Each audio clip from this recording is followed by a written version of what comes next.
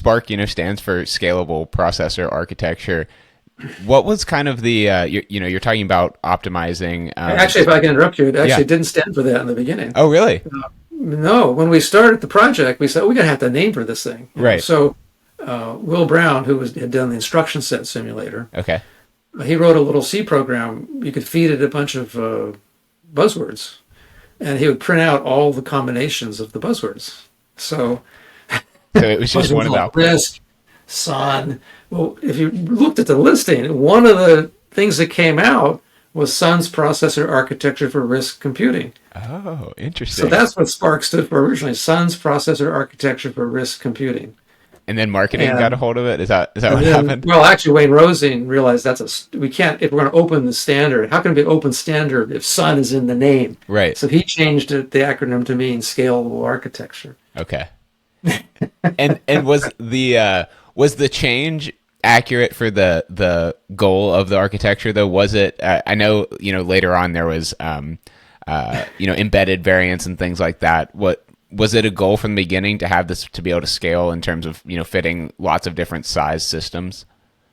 Well, yeah, we actually thought that what scale meant is that it could scale with technology, Okay.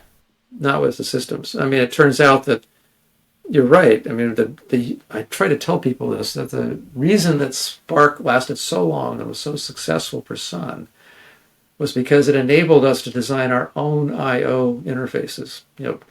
Multi-processor coherency protocols, I/O buses, memory interfaces.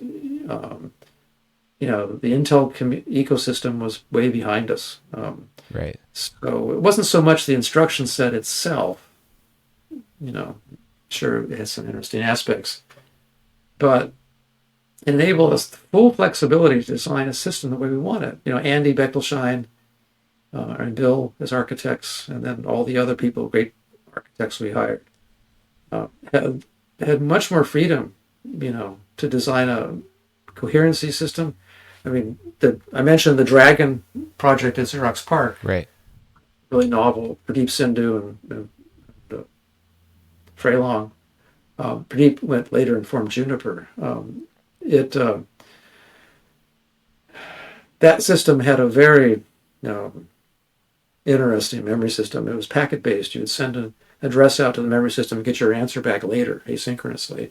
So really slow from a uniprocessor perspective. Right. Oh, and by the way, what happened is, I was going to finish that story, is when I went to Sun, a few years after I was there, we announced SPARC in 87 and 88 or 89. All of a sudden, these guys from Xerox PARC were walking around our hallway. The guys I'd been working with on the Dragon project at PARC. And I go, what are you guys? Pradeep was there.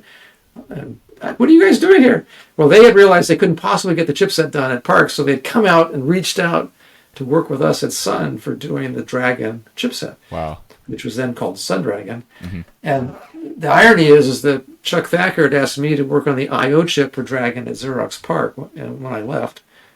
And when they came back to Sun, I ended up getting assigned to work on the I/O ASIC for the Dragon. So for me, it was a full circle because Xerox had decided, I think I forgot to mention this actually, before they ported the Star software to an x86, they ported it to a Sun workstation. Okay. So they had decided, a SPARC workstation, I'm sorry. So they had decided the best next step for them was to run on Sun's hardware. So I got, great, you guys adopted SPARC. I gave a talk about SPARC at Xerox. So you adopted SPARC, and now they're telling me I have to finish my work and do the I/O chip for Dragon. So it was a real close circle. I ended up being manager of that chip, and that was an ASIC chip we did with LSI Logic. That was an amazing system. But that, in fact, I have somewhere around here I have the board. Oh, maybe I didn't bring it with me.